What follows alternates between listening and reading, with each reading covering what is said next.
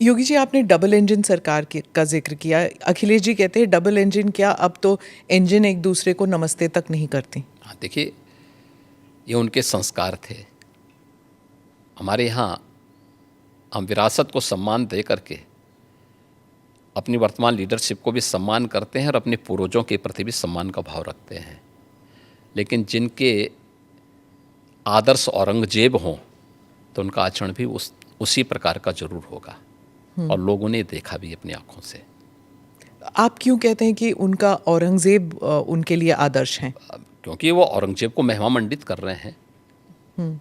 वे सब लोग उस कैटेगरी में खड़े हो चुके हैं। उनके नेताओं ने मुंबई से लेकर के लखनऊ तक, ये सभी लोग तो महिमा मंडन करने वाले लोग हैं।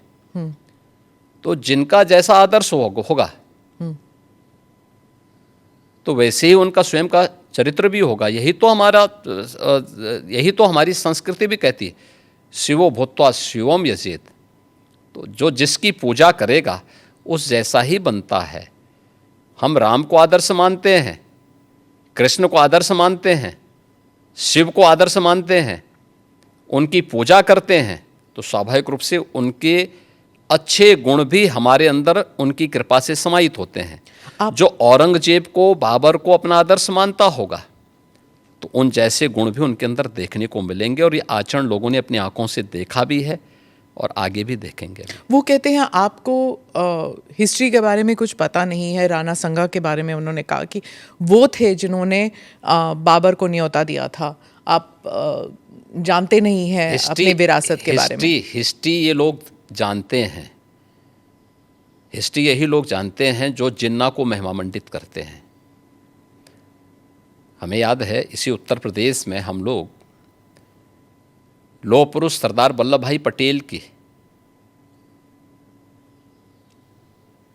Unity, run up for unity के कार्यक्रम के साथ जुड़ रहे थे।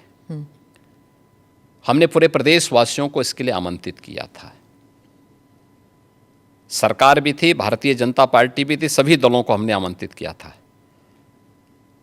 एक तरफ सरदार वल्लभ भाई पटेल जो भारत की एकता के आदर्श हैं, भारत की एकात्मता के शिल्पी हैं,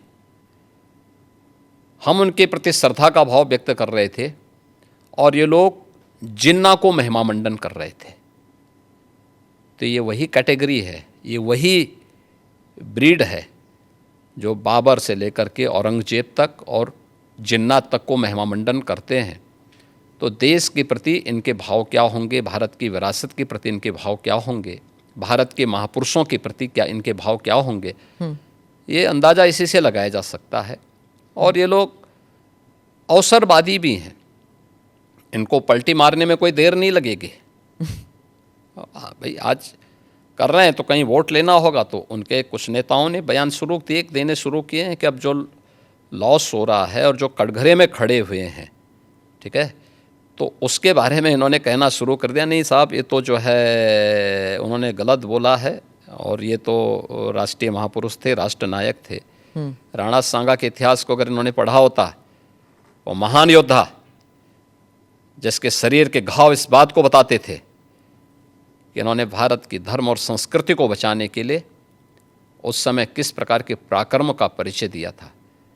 ये महाराणा प्रताप, महाराणा सांगा, छत्रपति शिवाजी महाराज और गुरु गोविंद सिंह के बारे में ये लोग बताएंगे। इतिहास के बारे में लोग क्या जानते हैं? जो औरंगजेब और बाबर की पूजा करते हों, जो जिन्ना को अपना आदर्श मानते हों, इन लोगों से इसकी उम्मीद नहीं की जा सकती है। और आप विधानसभा में आपका एक भाषण भी था, आपने कहा था कि अगर औरंगजेब का महिमा मंडल कर रहे हैं, वो जो नागपुर में जो कर रहे हैं, उनको यूपी आना चाहिए, हम उनका इलाज कर देंगे। इलाज कैसे करेंगे आप? उपचार तो देखिए, किसी भी बीमारी का उपचार के अलग अलग केंद्र होते हैं। तो यूपी ऐसे लोगों को बहुत अच्छा उपचार देता है। उनकी जैसी डिमांड होगी उस प्रकार का उपचार दे देंगे।